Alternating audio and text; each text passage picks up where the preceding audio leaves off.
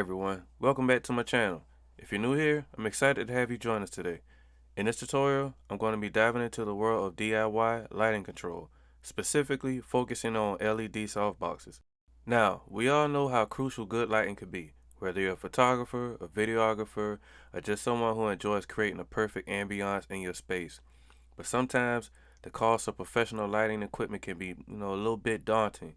That's where today's tutorial comes in. I'm going to show you how I created my own grid for a LED softbox using just a few inexpensive materials. We're talking about foam core board and duct tape from Hobby Lobby. Yes, you heard that right. This simple yet effective solution can, help you control the light from your softbox, giving you that professional look without breaking the bank. We'll be going through the process step by steps from the initial design to the final assembly, and of course, I'll be showing you the before and after so you can see the dramatic difference this DIY grid can make.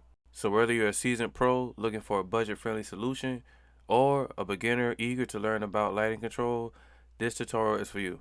So let's get started. Alright everyone, before we dive into the nitty-gritty of this DIY project, there's one thing you need to have on hand, and that's a softbox. Now, for today's video, I'm using an SD 20 by 28 inch softbox that I snagged off Amazon for about 40 bucks. It's a great little piece of kit that served me very well. But here's the thing, this exact model isn't available on Amazon anymore. I know that's a bummer, but don't worry, there are plenty similar versions that you can find on a website. So if you don't have a softbox yet, take a moment to hop on to Amazon or your favorite online retailer and find one that suits your needs and your budget. Remember that the idea here is to make the most of what we have and to keep things affordable. So don't stress too much about the brand or the model. As long as it's a softbox that fits your space, it'll do the job. Alright, so now that you got your softbox ready, let's move on to the next part. Alright folks, so let's get our hands a little dirty. The first thing we want to do is go measure our softbox again. This is super important because we want our DIY grid to fit just right. So grab your measuring tape and let's just get to it. Measure the length and the width of your softbox. Remember these measurements because we're going to use them to mark our foam board. So you can either just write them down or just remember them. But here's a little tip. When you're marking your foam board, you might want to add a little extra to your measurements. Why, you ask? Well, we want our grid to fit snugly around the softbox, but we also want a little wiggle room, just in case it's a bit too tight. This extra space will allow us to use small clamps to secure our grid securely. Trust me, the last thing you want is your grid slipping off in the middle of a shoot. So a little extra space can be a lifesaver. Now that we got our measurements, it's time to bring out the big guns. And by big guns, I mean our trusty electrician's tape. I got mine from Home Depot for about 6 to 8 bucks. First things first, let's rip that tape out the plastic.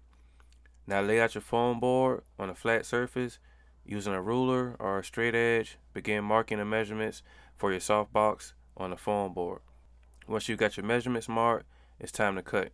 We're going to need 4 strips that will wrap around the edge of the softbox, so grab a sharp utility knife or a pair of scissors and carefully cut out your strips.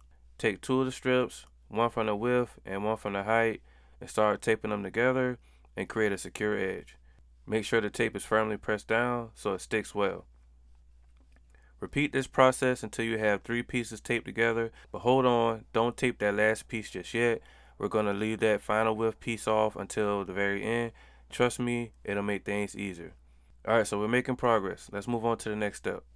Alright, so before we get any further, let's do a little test run. This is a step I highly recommend because it can save you a lot of time and materials down the line. So take the pieces you've taped together and gently fit them around your softbox. We're just checking to make sure everything fits as it should. If it's too tight or too loose, now is that time to make your adjustments. Remember, it's much easier to make small tweaks now than to have to start over from scratch later on down the road. So let's take a few minutes to test out your work. And hey, if you don't need to make new cuts, that's okay. This is all part of the DIY process. The important thing is that you end up with a grid that fits your softbox just right.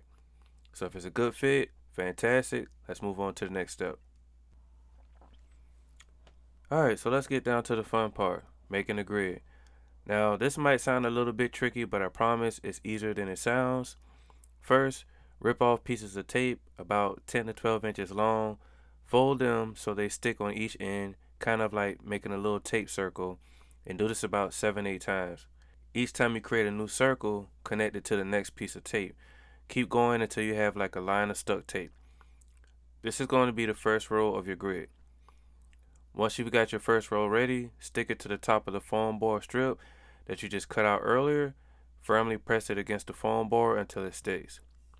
Now here's the thing, you're going to repeat this process until you get to the end of the grid. Some of these pieces will overlap, and that's totally okay. You can fix that with a little nip cuts and by simply folding the sticky pieces over. So remember, each roll won't be perfect and each row won't be perfect. And that's okay. The goal here isn't for perfection, it's to create a grid. So don't stress if each piece isn't sticking the way you want. Just keep going, and before you know it, you have your very own DIY grid. Alright folks, look at that. All our pieces of tape are firmly pressed against each other just as we planned. Now we're going to make some small incisions on the sides of the grid on each piece of tape closest to the foam board. This will allow our grid to slide onto the softbox and snug on there nice and tight. So let's go ahead and attach it to the softbox to see how it fits. And voila, as you can see, it fits just fine. But given that my softboxes are rather inexpensive and the amount of tape we've just created added a little bit of more weight, I'm going to just use two small clamps to secure the grid to the back. This will ensure that it doesn't slide off. Now, I think it will probably be fine without the clamps, but I like to be sure, especially since I'll be moving the light box around so I can create different looks during my videos and during my shoots. So better safe than sorry, right? Alright guys, so there you have it. Let's take a look at the before and after. Here's how it looks with just the light, and here how it looks with our DIY grid on. Now you might be wondering, why do we even use grids? Well, grids are all about controlling the light and minimizing the spill.